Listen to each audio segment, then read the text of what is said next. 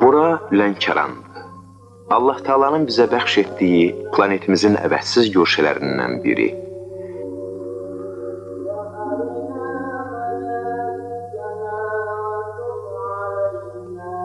Doğrudan da bu torpağa baxanda insanoğlu heyrətini gizlədə bilmir. Bir tərəfi zümrüdü meşələr, yaşıl don geymiş silsilə dağlar, o biri tərəfi isə intihasız dəniz. Dağlarla dənizin arasında isə qırmızı kirəmidli evlərlə süslənmiş şəhər.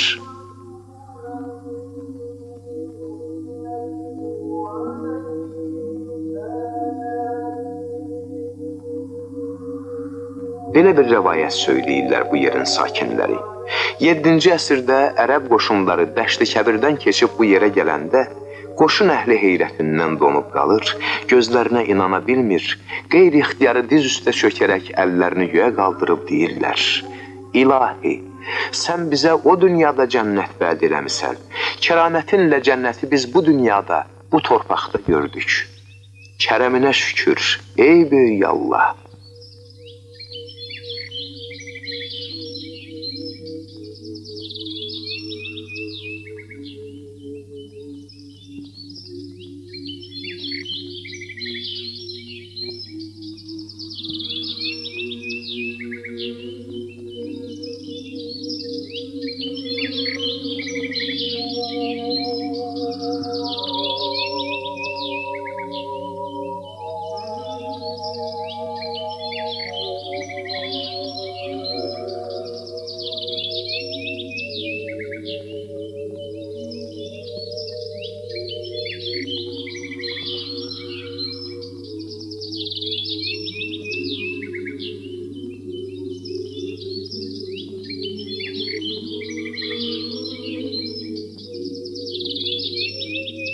Filmimizdə biz Lənkəranın gözəlliyini vəsf eləmək fikrində deyilik. Vətənimizin nadir incisi olan bu torpağın taleyindən, Xəzərin sahilində xəzərsiz qalan insanlardan söhbət açacağıq.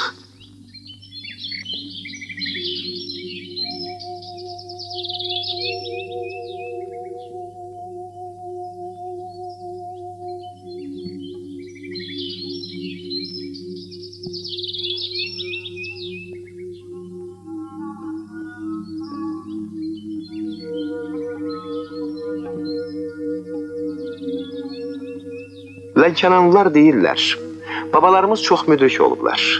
Torpağı bərəkətli, dənizli, meşəli bir diyarı yaşayış üçün məskən seçib, nəvələrinə ərmağan ediblər.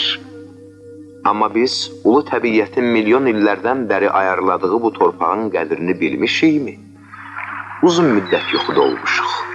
Başımıza gətirilən müsibətlərə laqeyd yanaşmışıq. Torpaq, qədrini bilən varsa vətəndir.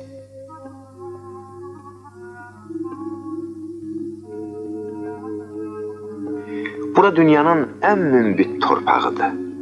İldə 3 dəfə məhsul almaq olur bu torpaqdan. Çəyirdə yatsan, pöhrələnib ağac olur, çəlti yatsan, oraq kəsməz tarla. Ta qədim zamanlarda burada çəlti əklərdi. Əmbərbu, sədri, akilə düyüsü bütün şərqdə məşhurdur. Lənkəranın dörd bir tərəfi xırda istirlərin, göllərin, çayların əhatəsində idi. Çəlti yığımından sonra leysan yağışlar yağar, çəltiyin tör-töküntülərini çaylara, çaylar da dənizə axılardı. Təbiyyət öz-özünü tənzimləyər, ahəngdarlıq yaradardı. Ümumittifaq bostanı deyib, çəltiyin yerinə kələm əkildi. İstirlər quruduldu. Bunun nəticəsində balıqlar da qaçdı bu diyardan, köçəri quşlar da. Kələm sevənlərin xatirinə gübrə verib narkoman etdilər torpağı. Vaxtı ilə bu yer bataqlıqdır.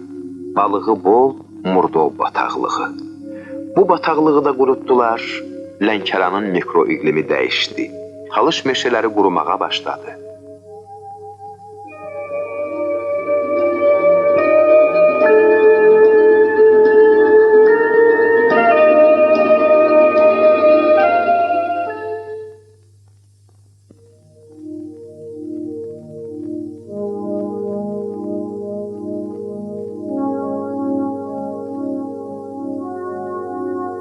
Talış meşələri, planetimizin meşə muzeyi. Bu meşələr yaşına görə dünyanın ən qədimidir. Bu ağaclar təkcə Azərbaycan üçün deyil, bütün dünya üçün əvəz olunmazdır. Çünki ən qədim reliktlər bu meşədə məskən salıb. Dəmir ağacı, Nil ağacı, Hind akasiyası, probka ağacı, dünyada kökü kəsilmiş bu ağaclar burada sığınacaq tapıblar. Dərman bitkilərinin mədənidir Talış meşələri. Analarımızın beşiyi, balalarımızın kitabıdır Talış meşələri.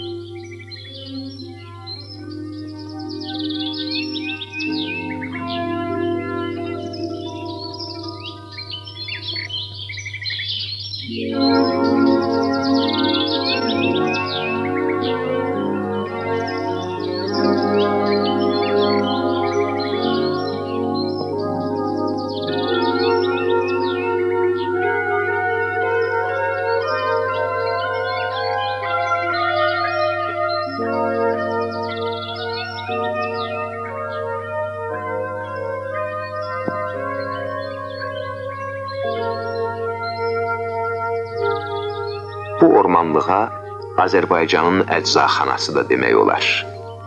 Dünyanın meşə tarixini burada öyrənmək mümkündür. Çünki Talış meşələri yer kürəsinin buzlaşma dövründən salamat çıxmış yeganə yadigarıdır. Azərbaycanın ciyəri sayılan bu meşələr də təhlükədədir. Meşə təsərrüfatı işçisi Teyyub Axundov. Mən 40 ildir ki, bu meşələrdəyim. Bu 40 ildə bu meşələrin başına daha nə müsibət gətirilmişdir. Bir misal deyim sizə, 1913-cü ildə Talış meşələrinin sahəsi 42 min hektar idi. Amma indi 27 min hektar qalıb. Hamısı məhv olub gedib.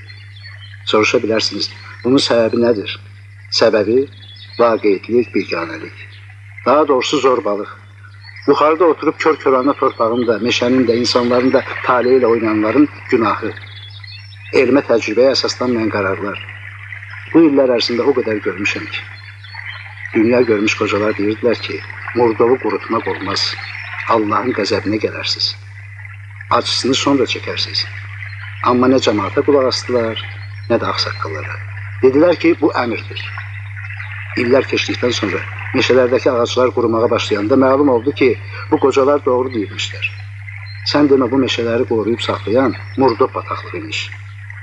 Onun yeraltı suları ilə bəslənirmiş bu meşələr. Atalar doğru deyib, bir dəli quyuya daş atdı, düz ağıllı onu çıxara bilmədi. Bizim meşələrdə pir, ocaq çoxdur. Bilirsiniz niyə? Çünki meşələrdə pirlər, ocaqlar təbiətə sitayişdir. Həm də onların qorunmasıdır. Bu ağaca niyyət ağacı deyirlər.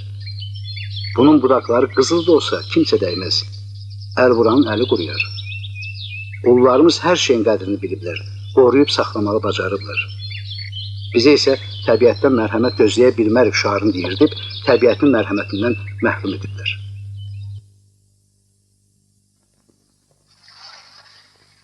Mən Ağaya Zahir 65 yaşım var. Düz oraya 45 yıl mən dərzi işləyirəm orada.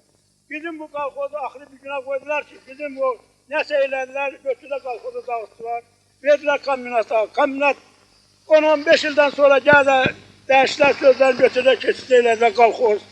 Qalxoz indi 80 nəfər bizləmiş adamıq. 80 nəfər adamıq.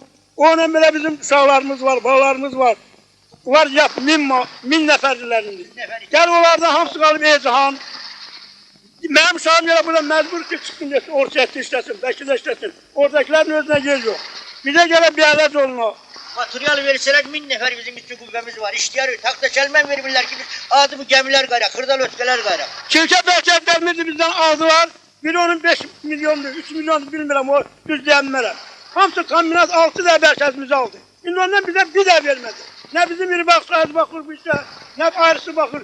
Biz Presto qalxozda da mı? Durmuşum baxırıq bunlara. Görə bu işin axırı nə olacaq? Heç bir sərəncam plan da yox. Biz xalqın zorluğu ilə bu qalxozu yaratdıq ki, gələcək bu nəsli biz işlə təmin edək. Bu halında ki, bizim elə indi gələcək nəsil o yana qalsın. Bir 80-a yaxın fəhləmiz var. Bugünkü günə qədər onları müəyyəndir, orta səviyyədə onlara əmək haqqı verəlmir. Ona görə bizə baş idarə tor materialı vermirlər, vaxtında bizə yanacaq vermirlər. Adı bu motorlardır ki, biz fəhlənin öz əmək haqqısı ilə gedib metalondan alıb getiririk. Bizə heç bir yaxından indiki günə qədər köməklik eləmirlər.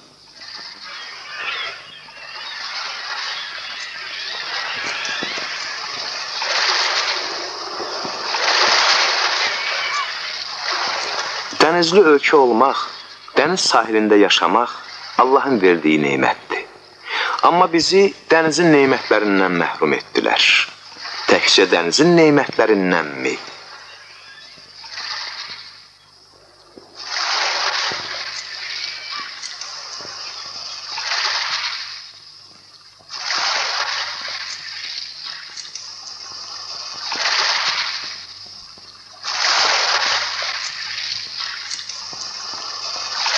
Lənkəranın dəniz sahili. Bu qumsallıq dərdlərin dərmanıdır. Neçə-neçə xəstələrə şəfa verib, neçə-neçə əlillərə həyat. Lənkəranın varını, dövlətini, hətta dəniz sahilinin qumlarını belə daşıyıb apardılar. Hamının sevdiyi çimərlik ola bilərdi bu sahil. Kurort kompleksi tikmək, turizm cənnəti yaratmaq əvəzinə hərbi düşərgələr, kazarmalar tikildi bu sahildə. Lənkəranın bu gözəl güşəsi Sovet hərbiçiləri tərəfindən zəbt olundu. Turistlərə deyil, hətta Lənkəranlılara belə buralara gəlmək yasaq edildi. Hərbiçilərdən qalan yadgar isə bu tank qəbristanlığı oldu.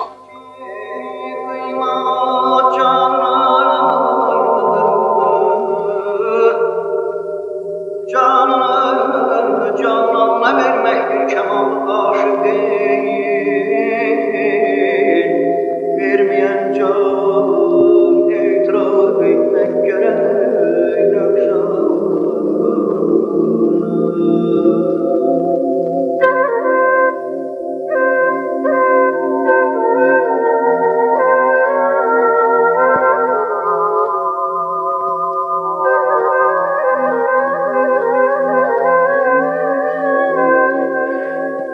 Yüzillikdə dünya ölkələrinin sürətli inkişaf etdiyi bir dövrdə biz də nəhəng addımlarla irəli sıçradığımızı zənn eləmişik.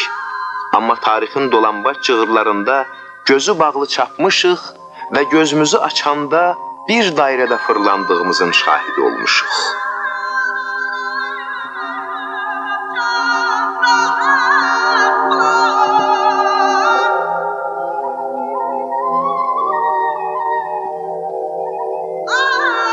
Yeri söküləndə, Xəzərdən boylanan günəşin çəpəki şüaları Lənkəranı qızılı dona bürüyür. Lənkəran yenidən doğulur. İnsanlar ümidlə, inamla sabahı qarşılayır. Yeni açılmış sabahın onlara rahat həyat bəxş edəcəyinə inanır.